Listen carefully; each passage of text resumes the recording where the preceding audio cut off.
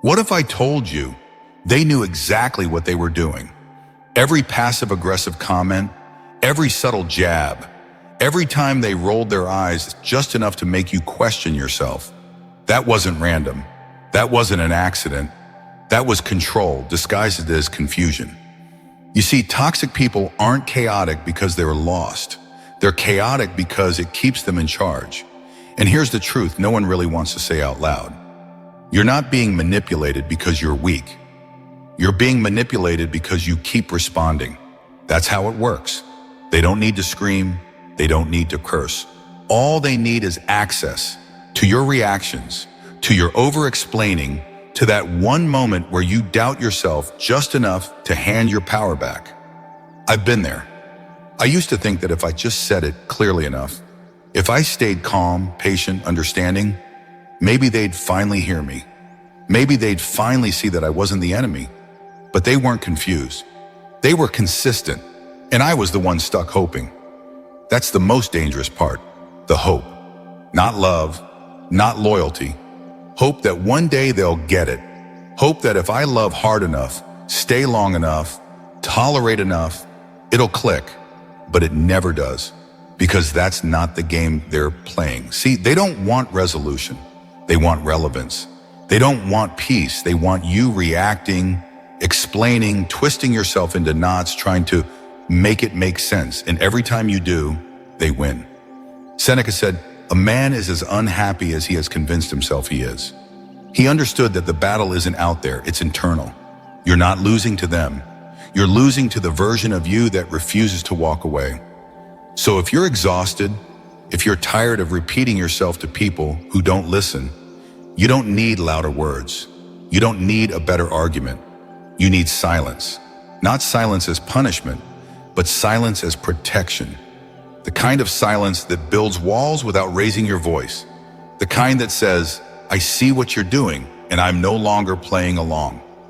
That's where your freedom starts. Not in getting the last word, but in realizing you don't need to explain yourself to someone committed to misunderstanding you. This video isn't about revenge. It's not about shutting people out. It's about reclaiming what's been leaking out of you.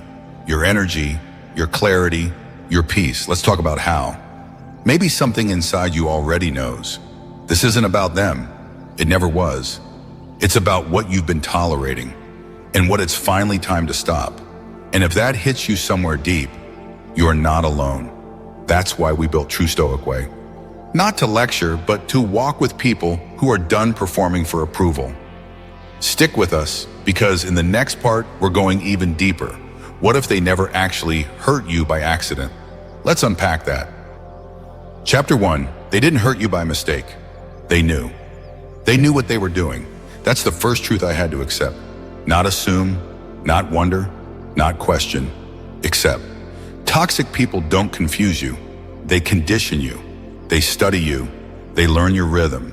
They memorize what makes you tick, what makes you stay, what makes you apologize for things that weren't even your fault. And then they build a system out of it. You think it's chaos, but it's not. It's calculation.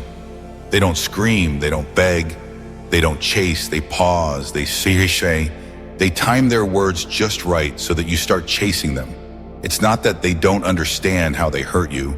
It's that they do, and they use it. I remember a woman I once dated. Let's call her Emily. She was kind in front of others, sharp when it was just us. The worst things she said were always dressed in casual concern. "You're being dramatic." I never said that. You must be hearing what you want to hear. I don't know how to talk to you when you're like this. At first, I tried to reason with her. Then I tried to be less sensitive. Then I tried silence, not out of strength, but out of exhaustion. And every time she won, not because she proved me wrong, but because she kept me off balance just enough to stay in control. That's what toxic people do. They don't attack your logic. They wear down your certainty. They don't argue your boundaries. They just ignore them until you forget you had any. And when you finally react, when you raise your voice, when you call it out, suddenly you're the problem. Too emotional, too intense, too much. Seneca didn't write about gaslighting, but he understood its anatomy. It is not that we have a short time to live, but that we waste much of it.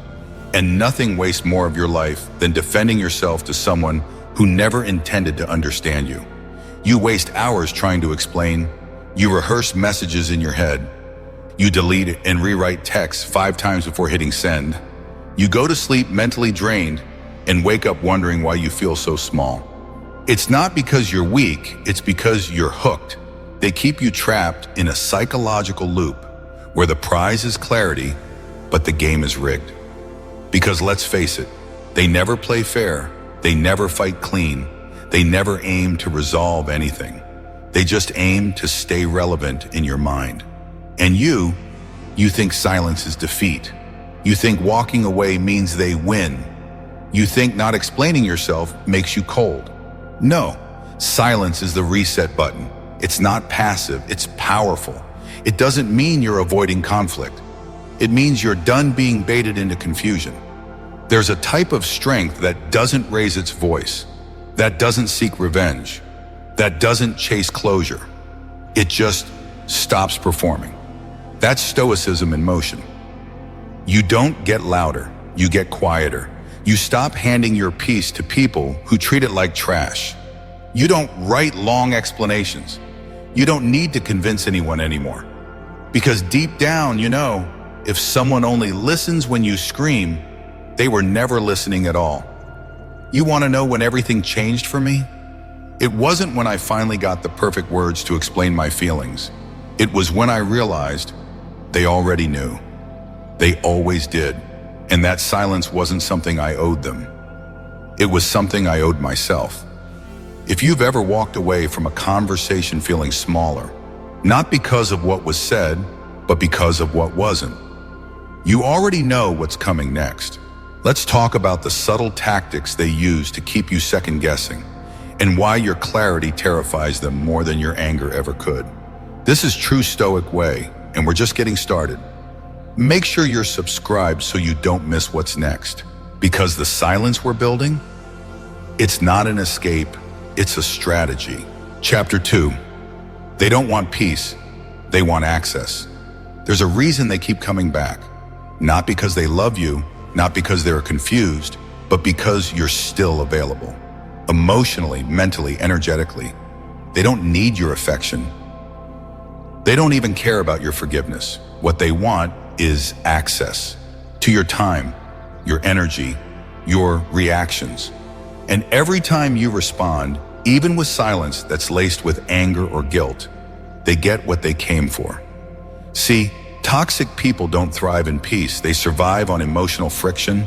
They need your discomfort to regulate their chaos. They need you confused so they don't have to face themselves. That's the part most people miss. The drama isn't a side effect, it's the product. They don't accidentally hurt you. They design the situation so they can reset the narrative and keep themselves relevant in your inner world. Think about it. Why do they only apologize once you start pulling away? Why are they suddenly so self-aware the moment you go quiet? Because silence strips away their control. And when they can't control the conversation, they lose their grip on you. That's when the panic sets in. That's when they send the long texts, the "we need to talk" messages, the guilt-laced voice notes, and suddenly you're back. Not because you want to be, but because you don't want to be the bad person. You don't want to seem cold, heartless, indifferent. But let me be clear, choosing peace is not cruelty, it's clarity. You're not walking away from them, you're walking back to yourself.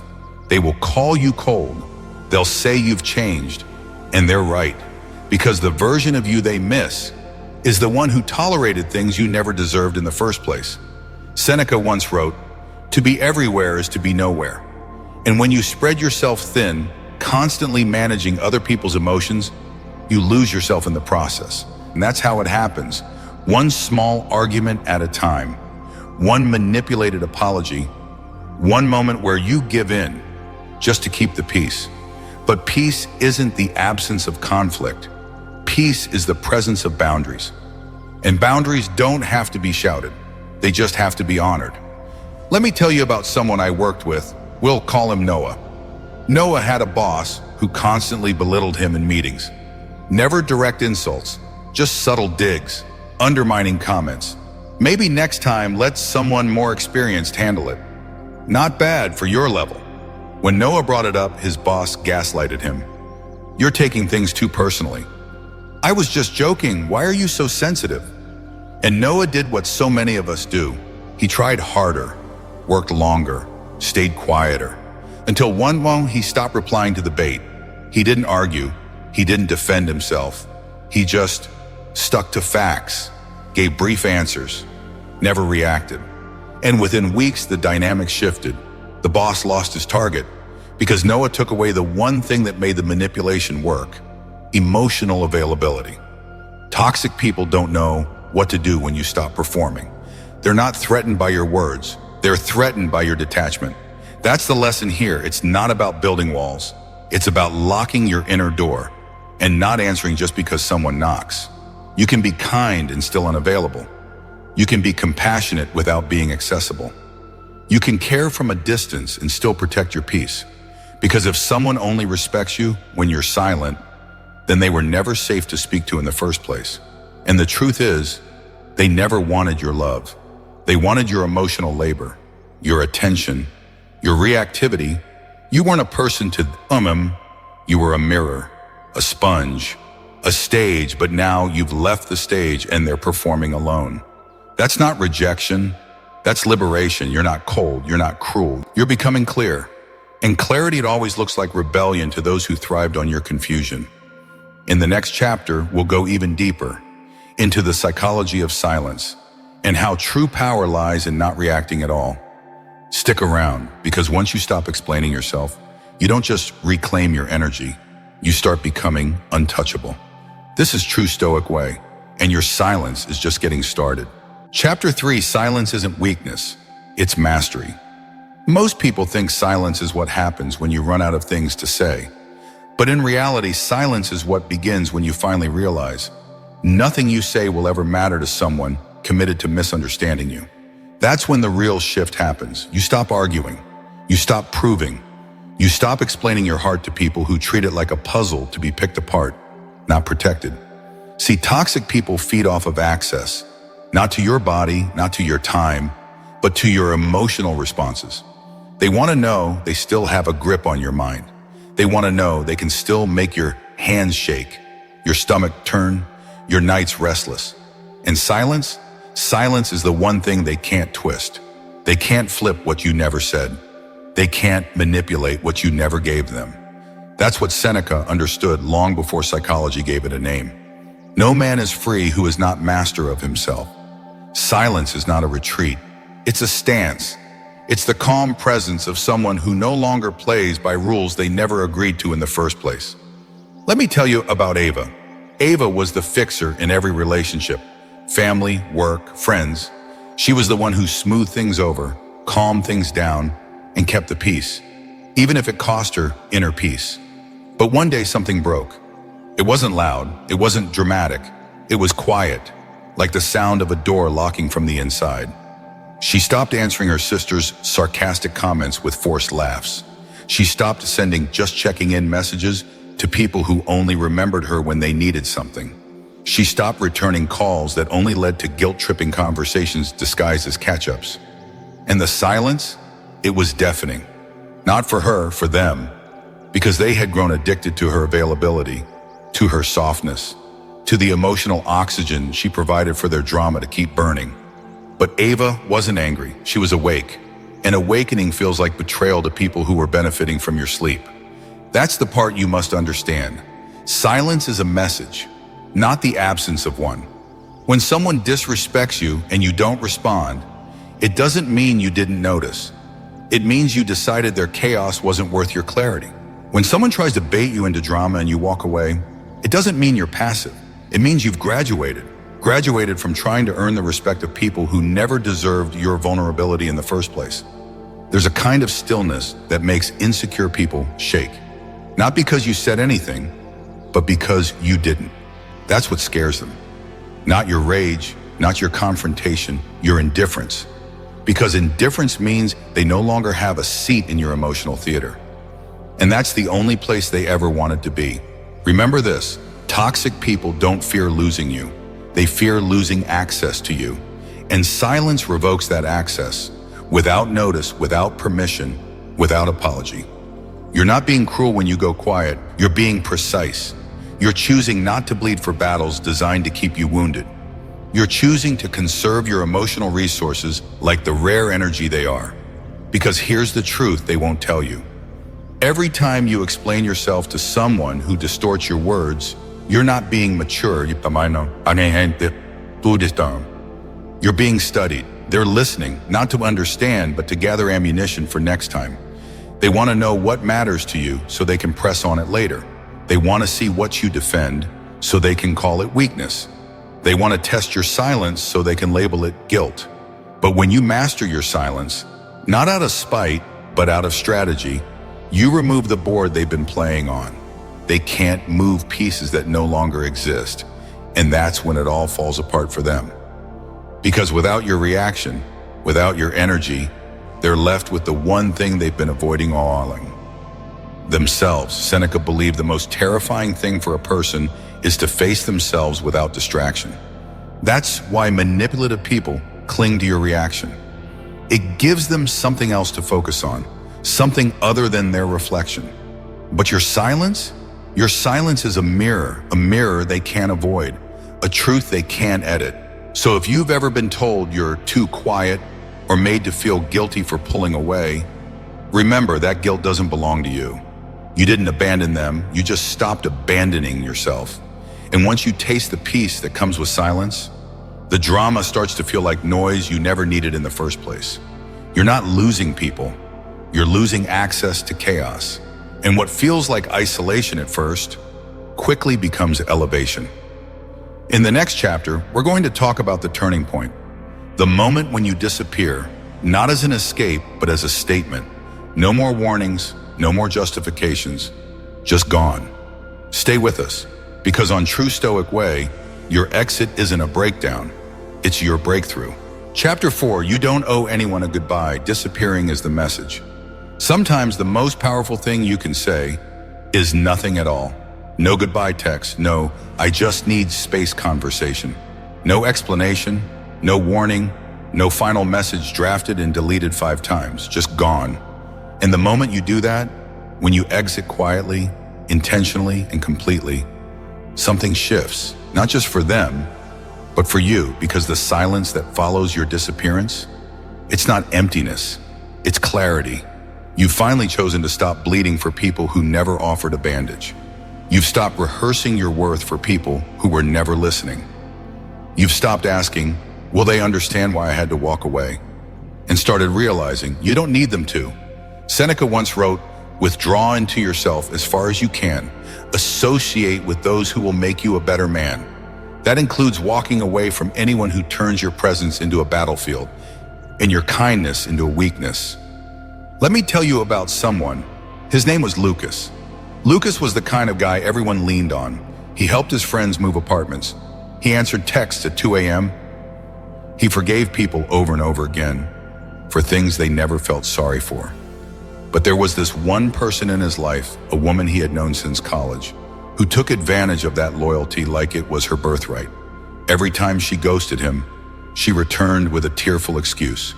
Every time she crossed a boundary, she followed it with flattery. Every time she needed something, she suddenly became sweet again. Lucas kept showing up, not because he didn't see it, he did, but because he didn't want to seem like the bad guy, until the day he stopped replying. No angry text, no confrontation. He simply chose not to play anymore. He blocked her on everything. Didn't tell her why, didn't wait for closure. He wasn't angry, he was done. And for the first time in years, he felt free. See, there's a lie we've all been sold. That you need to offer closure to be kind. That people deserve an explanation when you walk away. But here's the truth. The people who truly respect you will never put you in a position where disappearing feels like the only option. If someone made you feel like your voice didn't matter while you were present, they don't deserve an encore on your way out. Your silence isn't rude, it's sacred. It's not a tantrum, it's a boundary. It's not a power play, It's finally choosing peace over performance. Disappearing isn't an avoidance. It's the final act of emotional self-respect. Because let's be honest, how many times have you tried to leave gracefully only to be pulled back in with guilt, fake promises, or gaslighting? How many times have you written a long message only for it to be ignored or used against you later? Some people don't want to understand. They just want to keep the line open long enough to stay in control. They don't need your closure.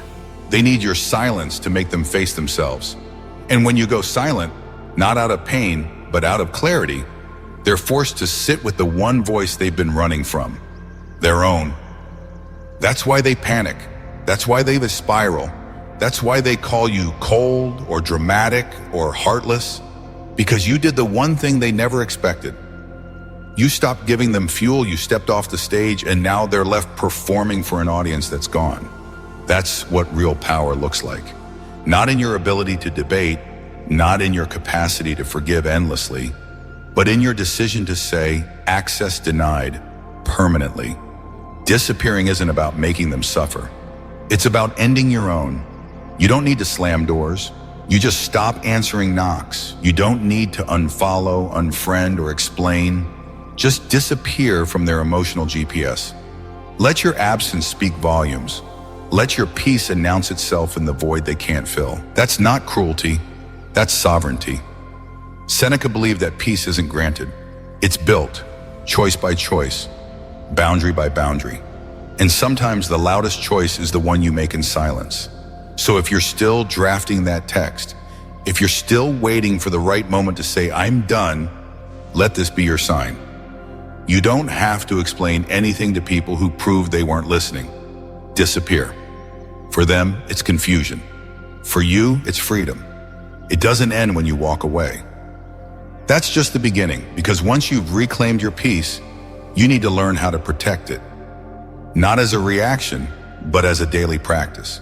In the next and final chapter, we'll talk about how to keep your silence strong, how to hold the line without breaking, even when the world pushes. If this spoke to you, stay close. This is true Stoic way.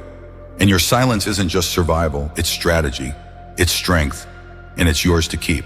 Chapter 5, Holding the Line. Protecting your peace in a world that wants a reaction. It's one thing to walk away, it's another thing to stay away. To keep the boundary in place after the drama dies down. To resist the urge to check in, to respond to that message, to explain your absence one more time. This is the hard part, because silence doesn't just demand strength in the moment, it demands strength every day after that. The truth is, toxic people don't give up easily. Not when you were once their source of validation, attention, or emotional fuel. They'll test the line. They'll show up changed. They'll apologize without ever mentioning what they did. Why? Because they don't want restoration. They want re-entry. They're not sorry for hurting you. They're sorry they lost access to you. And this is where many people fall back into the trap. Not because they're weak, but because the silence gets lonely. Because the doubt creeps in. Because emotional wounds don't heal in a straight line. You start to wonder, maybe I overreacted. Maybe they didn't mean it that way. Maybe I should give them a chance to explain.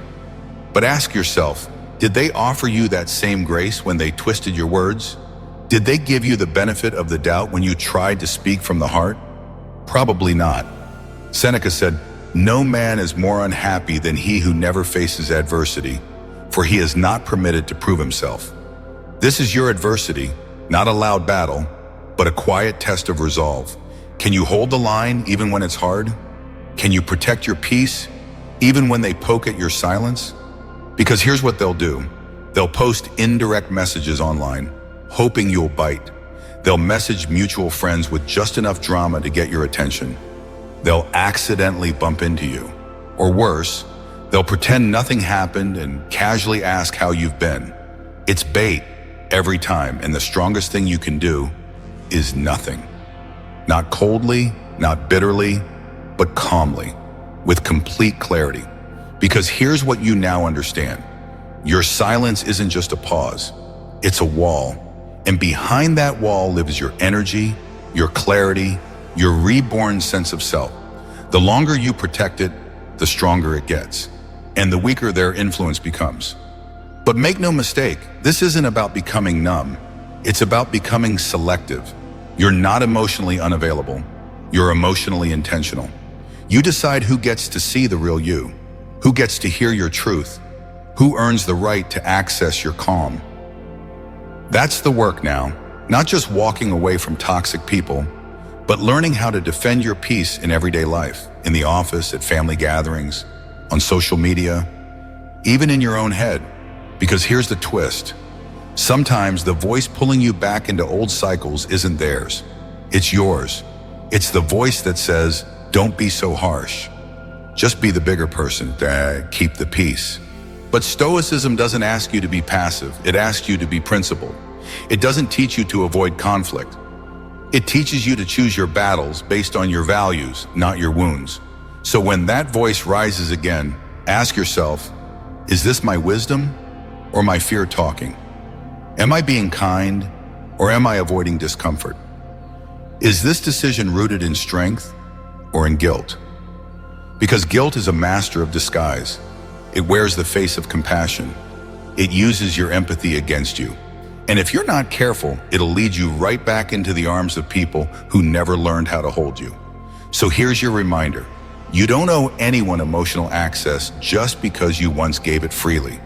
You don't need to reopen a door you locked for good reason. And you definitely don't need to prove that you're healed by being nice to the person who broke you. Healing isn't politeness. Healing is distance. It's silence maintained. It's the quiet confidence that says, I remember what it cost me to get in here, and I'm not going back. That's what Stoic discipline looks like in modern life. It's not quoting Seneca or Marcus Aurelius online. It's not wearing your peace like armor on the outside. It's holding the line quietly, daily, relentlessly. You wake up and choose not to explain yourself. You go to bed without checking their page. You walk through the world knowing that your silence is your strength and that no one gets to decide when it ends but you. So don't let nostalgia rewrite the past. Don't let guilt reopen old wounds. Don't let loneliness trick you into calling what you escaped from connection. Let silence do what words never could. Let it rebuild you. Let it remind you. Let it protect you. And most importantly, let it last. Because this time, silence isn't just something you practice, it's something you become. A steady presence, an untouchable force, a mind that cannot be manipulated because it no longer reacts. That's what peace is. Not absence of noise, but immunity to it. And if you've made it this far, you've already proven one thing. You don't need the last word. You've already won. You don't need closure. You need commitment to your peace. Let me tell you something I wish someone had told me years ago. You don't need closure. You don't need them to understand. You don't need to go back and talk it through one last time. What you need is to stop explaining your peace to people who only show up to disrupt it. You've walked away, you've gone quiet, you've reclaimed your space, but this moment right here, this silence you're standing in, this is where it gets real. Because now it's no longer about surviving their noise. It's about protecting your stillness. Every day, every choice, every small moment where you feel pulled back into old patterns, that's where you win now. Not by being louder, not by being right, but by being consistent. You don't owe anyone your energy, not even if they say all the right things now, not even if they finally notice your worth, not even if they come back changed. Remember what it took to get here. The nights you couldn't sleep, the emotional confusion, the guilt, the second guessing, the shrinking of yourself just to keep the peace. Now that you've chosen, you keep choosing you. Every time you stay silent instead of defending your worth. Every time you walk away instead of explaining your truth. Every time you say no without a paragraph of reasons, you're building something that can't be broken. That's the Stoic way. And that's why this channel exists. We don't do clickbait. We don't preach empty mantras. We build inner strength, word by word, choice by choice. So if this resonated with you, if it stirred something real inside, don't let it end here, boy. Subscribe to True Stoic Way, not for me, for you, because The world's going to keep pulling, keep poking, keep demanding a reaction. But here we train for stillness. We protect peace like it's sacred. We walk away when it costs us too much to stay. So drop a comment, tell me, what boundary are you done explaining? What silence are you ready to protect? I read everyone, and if you ever forget what you're capable of, just come back here. Play this again. Remind yourself, you don't need to be understood by people who only listen to themselves. You are not cold, you are clear, you are not distant, you are done. This is true Stoic way, and this is just the beginning.